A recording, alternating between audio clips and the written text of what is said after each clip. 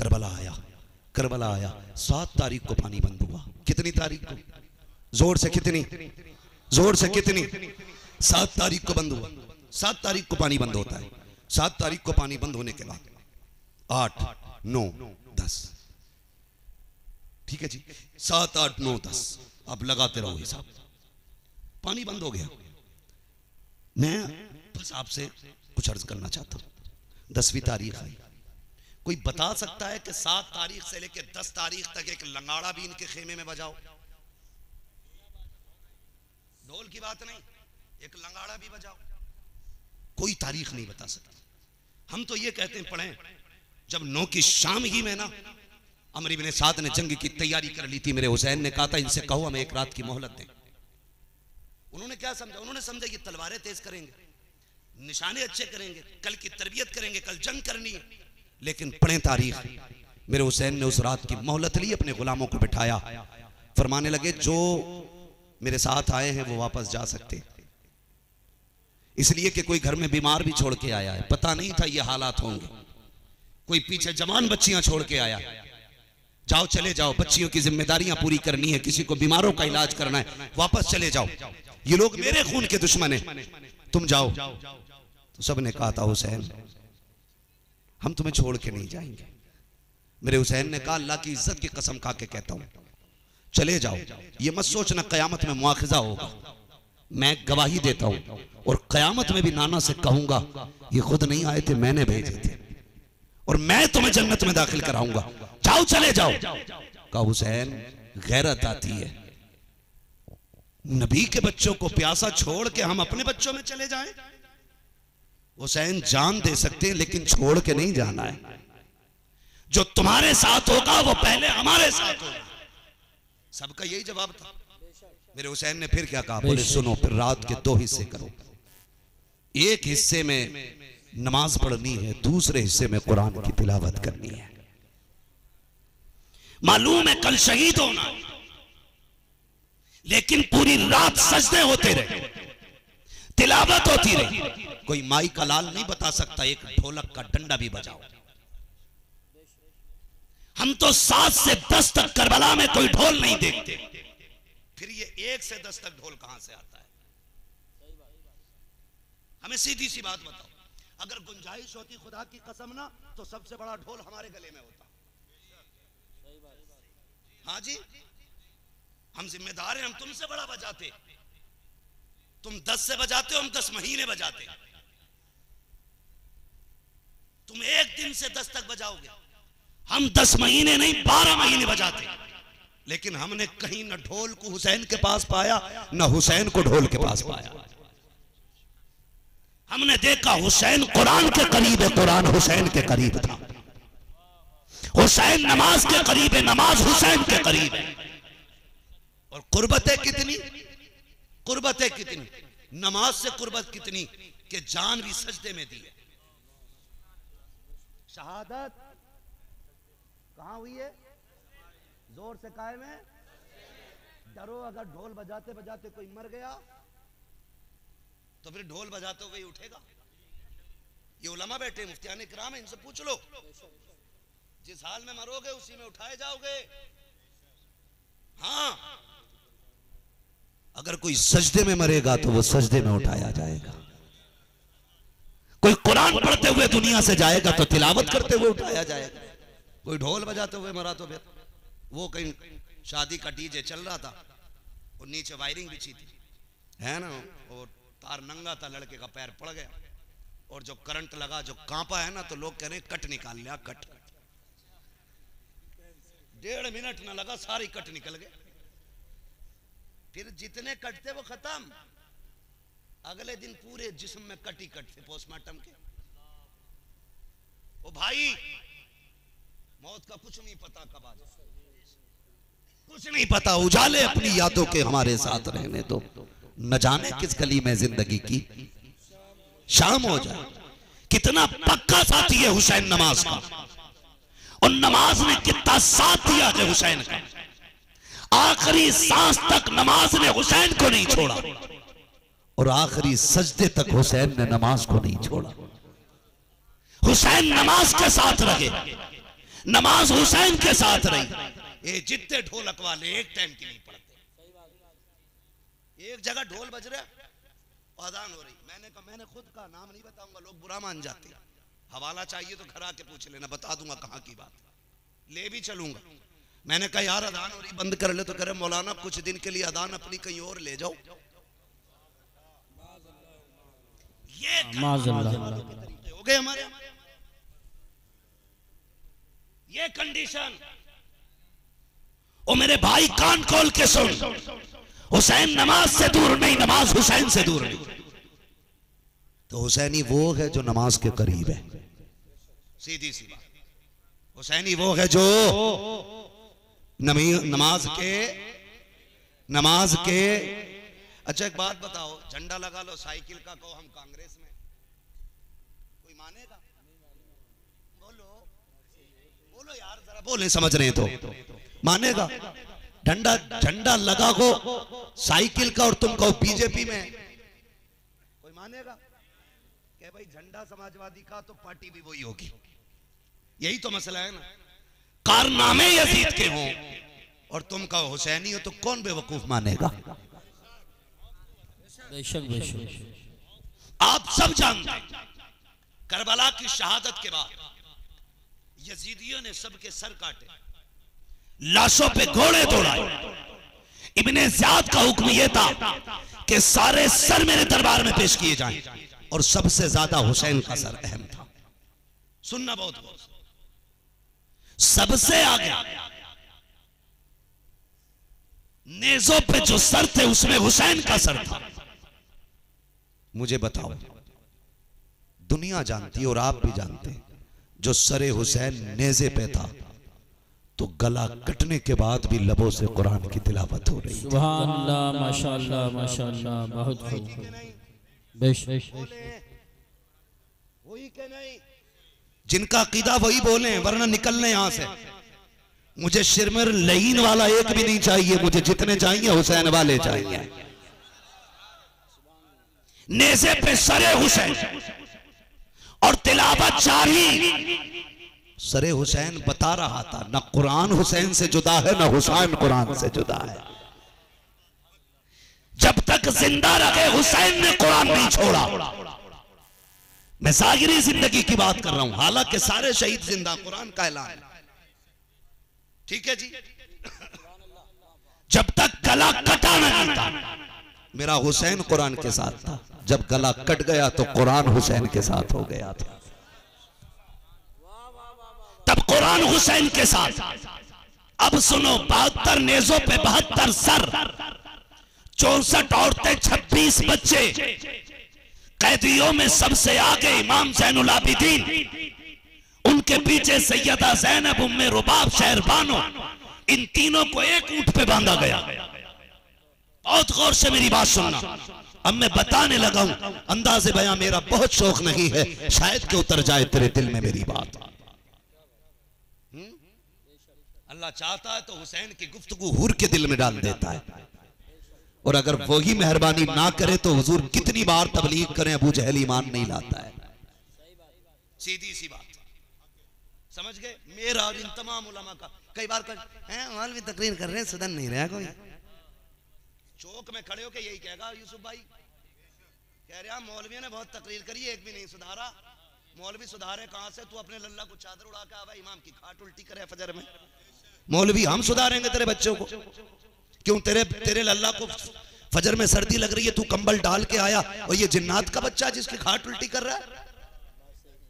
5 minute इमाम late हो जाए सर्दी के मौसम में, निकालो जी, चलेगा नहीं। गैरत नहीं आती है? जितनी नमाज इमाम पे फर्ज है उतनी तेरे बेटे पे भी है। मौलवी की गलती तब होगी जब मौलवी ने हक तुम तक पहुंचाया ना हो। जब ये अपना काम कर रहे हैं तो इन्हें जिम्मेदार नहीं ठहराया जा सकता। समझ रहे हैं? इन्हें जिम्मेदार नहीं ठहराया। इन्होंने अपना काम कर दिया ना, तो इनको क्यों कहते भाई ये काम नहीं किया? भैया इससे ये काम नहीं हुआ। नहीं, तो मेरी बात सुनो बहुत गौर से, मैं इसलिए समझा रहा हूं। 72 नेज़ों पे 72 सर, 64 औरतें, 26 बच्चे, कैदी। सबसे आगे नेज़े पे मेरे इमाम का सर, सबसे पीछे वाली सवारी पे सैयदा सकीना। मैं आपको बताने लगा, यजीदियों ने इब्ने ज़ियाद के कहने पे उस लश्कर की इस तरह से तरबियत की थी कि ढोल वाले नए कपड़ों में सबसे आगे रखे थे। अब ढोल वालों की सच्चाई बोल रहा हूं मैं। अब देखें ढोल किधर था। हुसैन तो 10 की जोहर तक था। सुन रहे हैं ना मेरी बात? हुसैन 10 की जोहर पड़ी मेरे हुसैन ने 10 की। उस वक्त तक ढोल नहीं देखा गया। जब 12 तारीख को यह कैदी बना के ले जाएगा तो सबसे आगे ढोल वाले थे। नए कपड़े उनको पहनाए गए, बड़े बड़े ढोल उनके गले में थे। और यह हुक्म यजीद का अमर इब्ने साद को इब्ने ज़ियाद का था कि ऐसी तशहीर के साथ लाना ताकि कोई यजीद की मुखालफत के लिए खड़ा ना हो सके।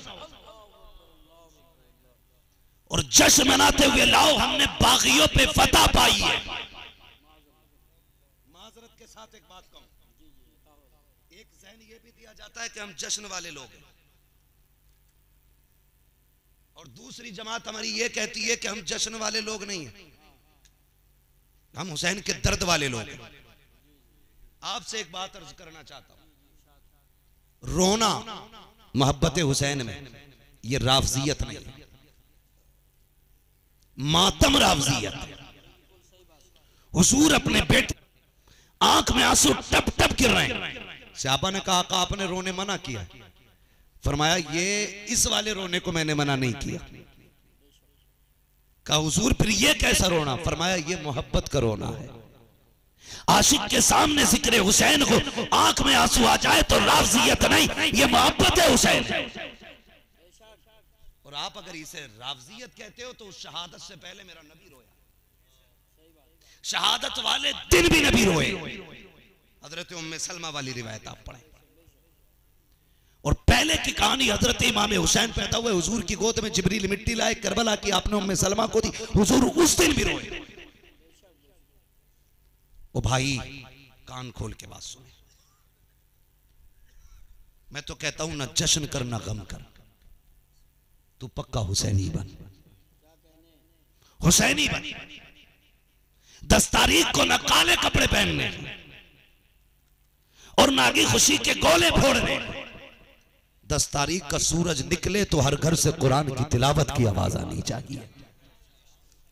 मस्जिद की सफ में पैर रखने जगह ना हो ताकि दुनिया को यह पता चल जाए आज जिसका 10वां दिन है ना वो ढोल वाला था ना वो बाजे वाला था, या तो कुरान वाला था या वो मस्जिद में नमाज पढ़ने वाला। नारे तकबीर, नारे रिसाला, नारे हैदरी, नारे गौसियत, मसलके आला हजरत, फैजान आला हजरत, फैजान हुजूर मुफ्ती आज़म हिंद, फैजान ख्वाजा गरीब नवाज, फैजान हुजूर साबिर पाक, फैजान हुजूर मखदूम सिमना, हजरत अल्लामा मुफ्ती हम्माद रज़ा साहिब क़िबला। सुभान अल्लाह। सबसे आगे ढोल वाले, उनके पीछे शहीदों के सर, उनके पीछे खानवादे नबविया की शहजादियां, उनके पीछे बाकी के कैदी।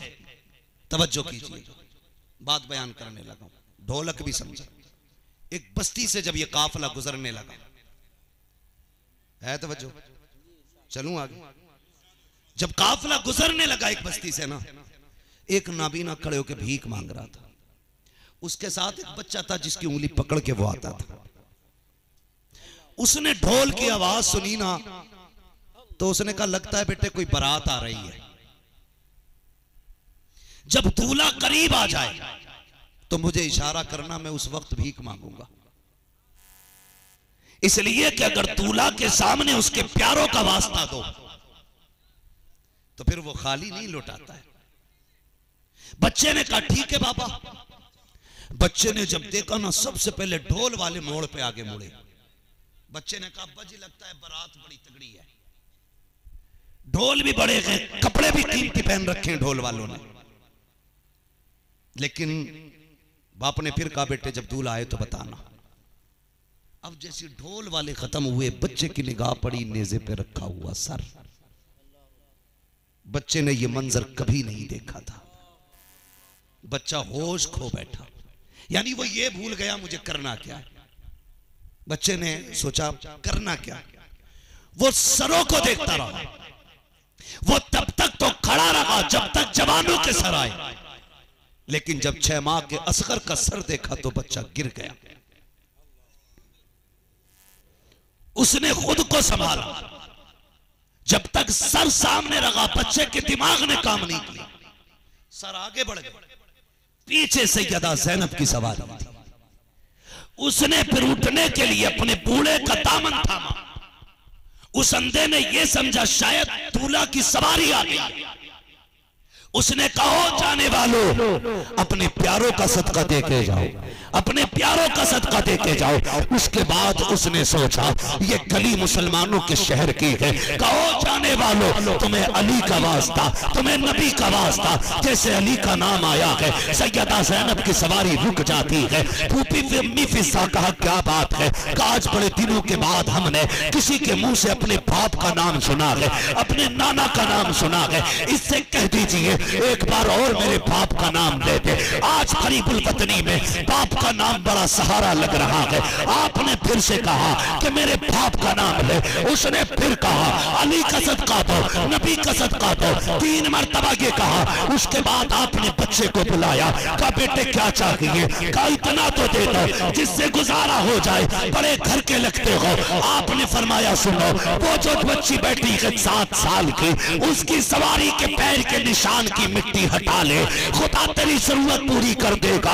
बच्चे ने बूढ़े का हाथ पकड़ा, तोड़ लगा दी। बाप ने कहा था बेटे किधर जा रहा है? कहा पता मिल गया है। जाके सैयदा सकीना की सवारी के पैर की मिट्टी हटाई, सोने का ढेर निकल आया। कहा काम बन गया है, इतना मिल गया है, आज के बाद मांगना नहीं पड़ेगा। कहा किसने दिया है? कहा ये जो सवारी पे बैठ के खातून गई है, ये पता उसने बताया था। बाप ने कहा सोना छोड़ दे, मुझे उस शहजादी के पास ले चल जिसने ये बताया है। कहा किस लिए? कहा तू नहीं जानता है ये जो गुजर के गई है या तो नबी की शहजादी गई है या अली की शहजादी गई।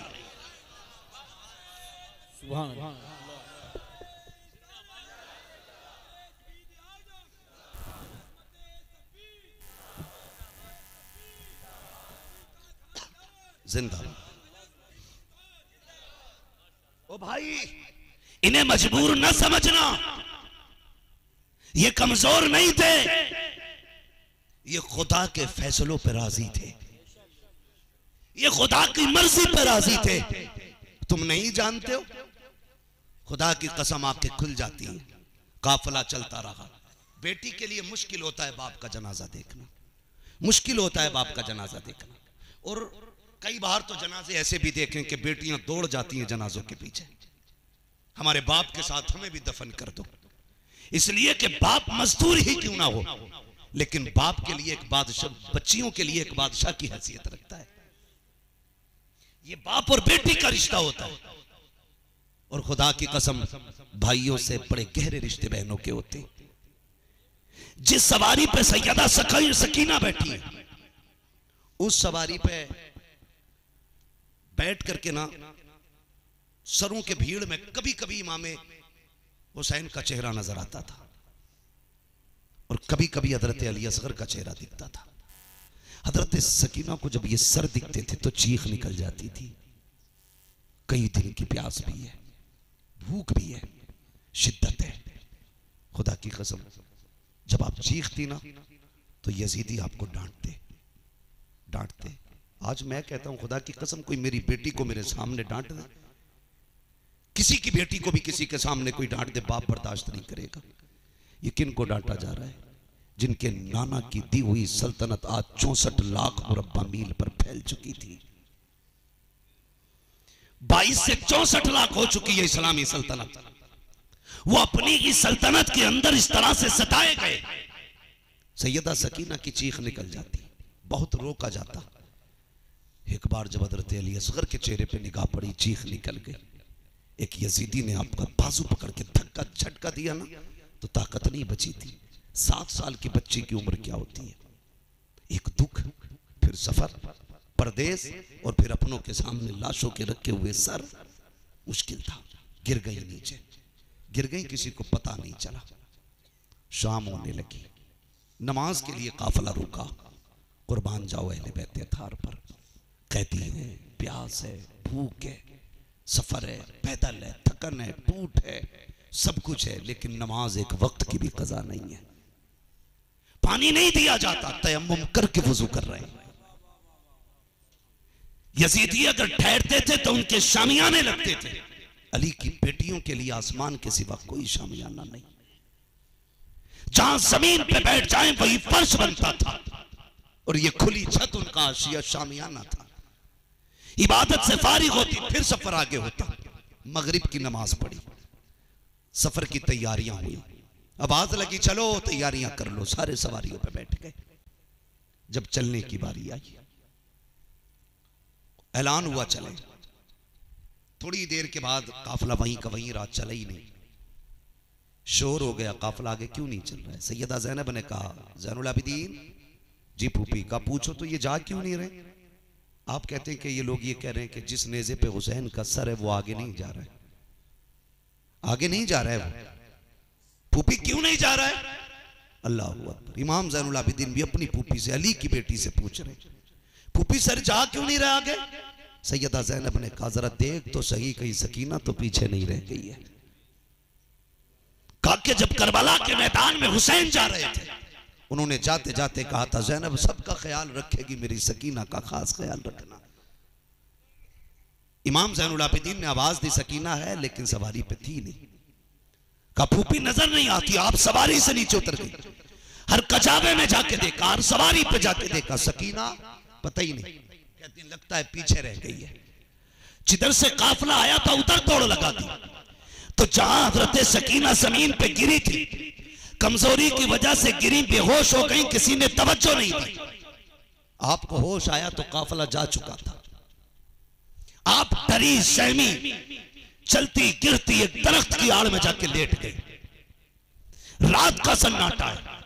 सैयदा ज़ैनब ने पीछे दौड़ लगाई, आवाज देती जा रही है, सकीना सकीना, कोई आवाज नहीं आ रही है। रात का वक्त गुजरता जा रहा है। अल मुख्तसर ये कि वो जगह आ गई जहां हुसैन की बेटी गिरी थी। आप जंगल में पहुंची हैं, आहिस्ता से जाके कहती हैं, सकीना है क्या कहीं पे? धीरे से आवाज आती, फूफी यहाँ आ जाओ, मैं यहाँ हूँ। आपने इतना सुना, उधर दौड़ लगाती जिधर से आवाज आ रही थी। क्या देखती हैं आप जो गई हैं? क्या देखती हैं? सकीना तनहा नहीं है, बल्कि किसी खातून ने आगोश में ले रखा है। हजरत ज़ैनब फरमाती है, हाल ये था जिस तरह बच्चे बड़े बूढ़ों से कहानियां सुनते हैं, उसी तरह वो खातून मेरी सकीना से बात सुन रही थी। कहती मैंने ठहर के देखा, देखूं तो सही बात क्या हो रही है। वो खातून कहती थी, बेटी तेरा नाम क्या है? तो सकीना ने कहा, मुझे सकीना कहा जाता है। कहा किसकी शहजादी हो? कहा मैं हुसैन इब्ने अली की शहजादी हूँ। कहा कहां से आ रही हो? कहा करबला से आ रहे हैं।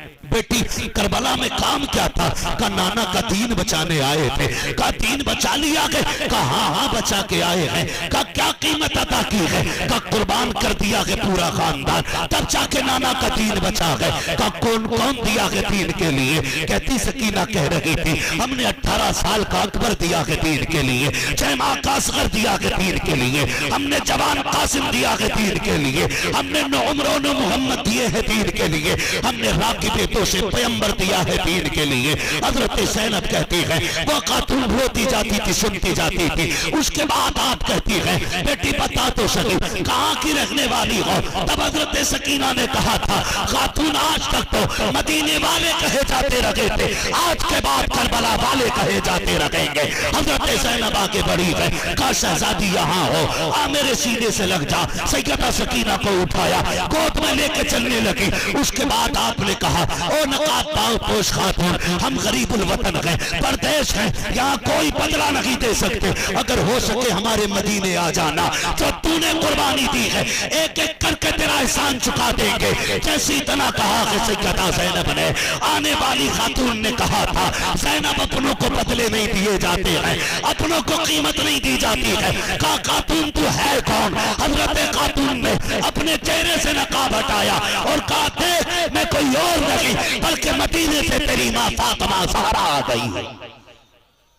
अल्लाह अकबर। तुम्हें क्या लगता है उन्हें खबर नहीं थी। वो साथ साथ थे अपने बेटों के, वो साथ साथ थे अपने बच्चों के, वो हर कदम पे साथ थे, वो हर गांव पे साथ थे। खुदा की कसम फरमाने लगी, आप अम्मी जान आप? कहा जी। कहा कैसे? कहा जब ये तन्हा थी रोई और इसने अपने बाप को आवाज दी। कहती मैं बर्दाश्त न कर सकी, मैं बेकरार होके आ गई और मैंने अपनी बेटी को गोद में लेके तसल्ली दी। फरमाया ज़ैनब ख्याल करना, ये हुसैन की भी प्यारी है, ये मेरी भी प्यारी है। काफिला चलता रहा, बात बढ़ेगी बहुत ज्यादा अगर तफसील से बयान किया जाए। भाई काफिला चलता रहा। ये काफिला 12 मुहर्रम या 13 मुहर्रम को शुरू हुआ करबला से और 27 रमजानुल मुबारक को वापस मदीने पहुंचा था। कितने रमजान को? 27 रमजान को मदीने शरीफ जब पहुंचे, मदीने वाले कहते हैं या तो ये कोहराम उस दिन था जिस दिन हुजूर ने विसाल पर फरमाया था, या ये कोहराम उस दिन था जिस दिन ये काफिला करबला से मदीने आया था। अजीब कयामत थी जब मदीने की औरतें सैयदा ज़ैनब से पूछती थी हुसैन कहाँ है। खुदा की कसम चीखें निकलती थी। हुसैन कोई आम नहीं, हुसैन वो है जिसे मेरा नबी कंधे पे बिठाता रहा। हुसैन वो है जिसकी उंगली पकड़ के मेरे मुस्तफ़ा चलते रहे। एक दिन सिद्दीक़ अकबर के साथ जा रहे, अचानक रुक गए, आंख में आंसू आ गए। सिद्दीक़ से कहते हैं यार खड़े रहो, मैं अंदर जाता हूँ। हुजूर रोए क्यों? का आवाज नहीं आ रही है, मेरी फातिमा का बेटा रो रहा है, मेरी फातिमा का बेटा रो रहा है। अबू बकर जब ये रोते हैं तो मुझे रोना आता है, बड़ा दुख होता है इनके रोने से। खुदा की कसम जिनके आंसुओं से इतनी तकलीफ महबूब को होती हो, जब उसके गले पे खंजर चला होगा मेरे महबूब के दिल पे क्या गुजरी होगी। और हम उस दिन भी ढोलक लेके खड़े हो जाते, उस दिन भी ताशे लेके खड़े हो जाते। नहीं मेरे भाई, मेरे नौजवान, मेरे आका के प्यारे उम्मतियों, मुस्तफ़ा के लाडलों, मैं आपसे इतना कहूंगा, ये हमारा तरीका नहीं है। हमारा तरीका ये अल्लाह ने तौफीक दी है तो लगा स्टॉल बाहर पानी का, पिला खड़ा करके रोक रोक के पिला पानी एक एक प्यासे को। अल्लाह ने दिया है, मुट्ठी बंद करके गरीबों पे खर्च कर, ताकि दुनिया को ये पता चले 10 मुहर्रम को वो नहीं गया था जो मजबूर था, वो गया था जो कौशल का भी मालिक था और दुनिया के नहरों का भी मालिक। ये हमारा तरीका होना चाहिए। बंद करो ये तमाशे, ये शैतानी फितरतें हमें दूर कर रही हैं हमारे इमाम वाली मकाम से। कई चीजों में मामले में सख्ती आई है। किसी ने ये कह दिया मुतलकन ताजिया हराम है, तो उसको लेकर के हमारी कौम में झगड़े हो गए। किसी ने ये कह दिया कि नहीं नहीं ढोलक भी चाहिए, तमाशा है कोई। भाई सुने, मुतलकन ताजिए की ममानात नहीं है। आपको अल्लाह तौफीक दे मेरे इमाम के रोजे का नक्शा बनाए, उसको एक ही जगह पे रखा रहने दे, सारे लोग चल चल के उसकी जियारत के लिए जाएं। एक बात बताओ, अगर पीर किसी से मिलना जाए, चल के पीर किसी की जियारत करने जाए, और एक ये कि मुरीद चल के पीर की जियारत करने जाए, बड़ी बात कौन सी है?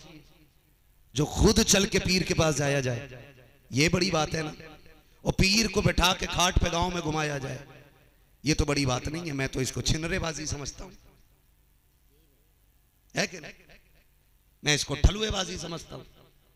एक जगह रखो नक्शा इमाम के रोजे का और ऐलान कर दो, आओ करबला की याद ताजा करें, आओ करबला की याद ताजा करें, उसे देखो और नजरों में बसाओ मेरे इमाम का चेहरा।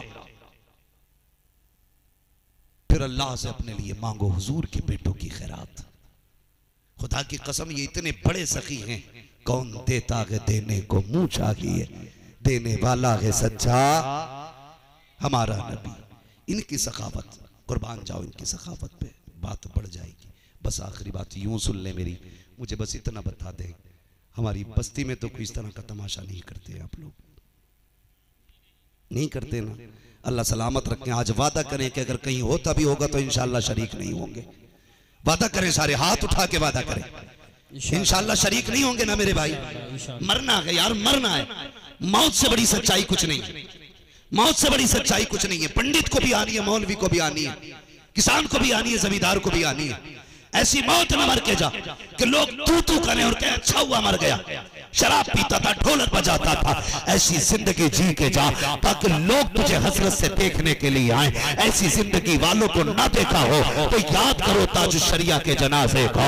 कोई बादशाह का बेटा नहीं है, ताजदार का बेटा नहीं है, आधी दुनिया या एक दुनिया का मालिक नहीं है, सिर्फ बरेली का अहमद रजा का शहजादा है।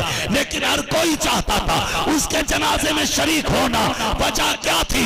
उसने पूरी जिंदगी मुस्तफा की अजमतों पे पहरे दिए थे। कौम ने ये कहा तू अगर मुस्तफा का हो गया है तो हमारे सर का ताज हो गया है। सुभान अल्लाह, माशाअल्लाह, माशाअल्लाह। ऐसी जिंदगी गुजारो, अगर मरो तो ढोलक वाले ना कहे जाओ, मरो तो ताशे वाले ना कहे जाओ, मरो तो पिपैये वाले बाजे वाले ना कहे जाओ। ऐसी जिंदगी जी के जाओ। अगर मरो कफन में लिपटे हो, तुम्हारा जनाजा जा रहा हो, किसी से पूछा जाए कौन जा रहा है, कोई बताए या ना बताए, तेरा कफन कहने लग जाए लहद में इश्क रुखे शह का दाग लेके चले, अंधेरी रात सुनी थी चराग लेके चले, तेरे गुलामों का नक्शे कदम है रागे खुदा, वो क्या भटक सके जो ये सुराग लेके चले। सुभान अल्लाह, सुभान अल्लाह, माशाअल्लाह। साबिरीन, अल्लाह सब्र करने वालों के साथ है। कहते हैं सब्र करने वालों के साथ था तो फिर ये शहादतें क्यों हुई? मैंने कहा साथ होने का मतलब ये नहीं कि तलवार की धार तेज हो जाए। साथ होने का मतलब यह है हुसैन तेरा सर कट जाएगा लेकिन तेरी फिक्र कयामत तक जिंदा रखेगी। हुसैन तो खानदान लौटा देगा। जब हम साथ हैं ना तो कायनात में कोई यजीद नजर नहीं आएगा, दुनिया के चप्पे चप्पे पे तेरा बेटा नजर आएगा। कोई कहेगा इमाम जाफर का बेटा हूं, कोई कहेगा इमाम सादिक का बेटा हूं, कोई कहेगा इमाम बाकिर का बेटा हूं, कोई कहेगा इमाम ज़ैनुल आबिदीन का बेटा हूं, कोई कहेगा हसनी सैयद हूं, कोई कहेगा हुसैनी सैयद हूं। महबूब तेरी नस्ल में इतनी बरकत करेंगे जब तक कायनात चलती रहेगी, तेरी नस्ल भी जमाने में चलती रहेगी। ये हकीकत है। काटने वाले मिट गए, कटने वाले बाकी हैं, कटने वाले बाकी हैं। बस जो हुए गलत उनको माफ फरमाए रब्बे कायनात। जिंदगी ने दिया साथ, फिर होगी मुलाकात, चमन रहा फूल खिलेंगे, जिंदगी रही फिर मिलेंगे। मुसाफिर हैं हम भी, मुसाफिर हो तुम भी, किसी मोड़ पर फिर मुलाकात होगी। फकीरान आए सदा कर चले, सदा खुश रहो ये दुआ कर चले। सारे लोग कलमा शरीफ पढ़ने ला इलाहा इल्लल्लाहु मुहम्मद रसूलुल्लाह। अपनी बात कहने से पहले मेरी बात सुन लें। मैंने आपसे पहले कहा था मैं 1 घंटा बोल पाऊंगा, और मेरे भाई नाराज ना हो क्योंकि आपको यहीं रहना है। मुझे अभी यहाँ से निकल के इलाहाबाद के लिए गाड़ी पकड़ के निकलना है, हमें रोज़ का सफ़र करना है। एक लिमिट रहती है गुफ्तगू की 1 घंटे की। मैंने इतना अच्छे लोग देखे तो लगभग 1.5 घंटे गुफ्तगू कर ली है। अल्लाह आपको सलामत रखे, आपकी मोहब्बतों को अल्लाह सलामत रखे। ये आपका प्यार है, ये मोहब्बतें। जलसा बहुत चल गया आगे। मज़ा तो तब है कि जब जलसे में आने वाले सुबह फजर की नमाज भी पढ़ लें। ये सबसे ज़्यादा ज़रूरी है। पता चले आप 2 बजे जलसा ख़त्म करें और फिर 8 बजे सो के उठे, भाई मज़ा आ गया, रात हुसैन की महफिल में थे। वो तो कहेंगे हमने आखिरी सजदा तक, आखिरी सांस तक नहीं छोड़ा। तू एक रात जलसा करके 3 दिन सो रहा है टांगे फैला के। तो मेरे भाई थोड़ा सा ये भी ख्याल करें। उलमा इकराम की निगरानी में, मुफ्तियान इकराम की निगरानी में बहुत अच्छे वक्त से आपका प्रोग्राम, बाखुदा कह रहा हूँ मैं। यूसुफ भाई जानते हैं, डॉक्टरों ने मुझे मना कर रखा, 40 मिनट से ज़्यादा बोलने के लिए मेरे लिए मना किया। लेकिन कुर्बान जाऊँ बिलग्राम वाले ताजदार की, जब से उनकी निगाह पड़ी है मैं 1.5 घंटा भी बोल लेता हूँ, 1 घंटा भी बोल लेता हूँ। और जब से उन्होंने नज़र की अभी तक मैंने कोई गोली नहीं खाई है। और खा भी कैसे सकते हैं? दवाए दर्द-ए-सियां पंजतन के दर से मिलती हैं। जमाने में यही मशहूर हैं दारुश शिफा वाले। ये नारा हुर्का था जिस वक्त फौजे शाम से निकला कि देखो यूं निकलते हैं जहन्नम से खुदा वाले। हुसैन इब्ने अली की क्या मदद कर सकता था कोई? वो थे मुश्किल कुशा और थे मुश्किल कुशा वाले। बस भाई इसी पे इक्तफा करें। अल्लाह ने जिंदगी दी तो फिर बुलाना मेरे भाई, फिर इंशाल्लाह डट के बात होगी। करबला वालों की बात इंशाल्लाह इतनी मुख्तसर नहीं है जो एक रात में पूरी हो जाए। हाँ, मैं जामनगर गुजरात में 10-10 दिन लगातार बोलता हूँ, तब भी बातें ख़त्म नहीं होती हैं। बातें ख़त्म भी कैसे हो सकती हैं? उनका बेटा है जिनके बारे में मेरे इमाम ने कहा, लेकिन रज़ा ने ख़त्म सुखन इस पे कर दिया। खालिक का बंदा खल्क का आका कहूँ तुझे। इसी में एक शेर है, कह लेगी सब कुछ उनके सना खां की खामोशी, चुप हो रहा है कह के मैं क्या क्या कहूँ तुझे। हाँ जी, बस सारे लोग एक बार कलमा शरीफ पढ़ने, ला इलाहा, और जोर से ला इलाहा। किसी के दिल शक नहीं हो तो माजरत चाहता हूँ, कुछ लोग अभी भी मुझे गुस्से से देख रहे। यकीन करें तकरीबन रमजान तक फुर्सत नहीं है, रोज बोलना है। कितनी एनर्जी लगती है बोलने में, ये हम ही लोग समझते हैं। बस अल्लाह आपको सलामत रखे, आपकी दुआएं साथ रहती हैं, रोज बोलते हैं और ऐसी खुल के बोलते हैं। मेरी तो दुआ अल्लाह ऐसे ही अच्छा मजमा रोज अता कर दिया करे, रोज 1.5 घंटा सलीम भाई, है ना? तो नाराज तो नहीं है ना?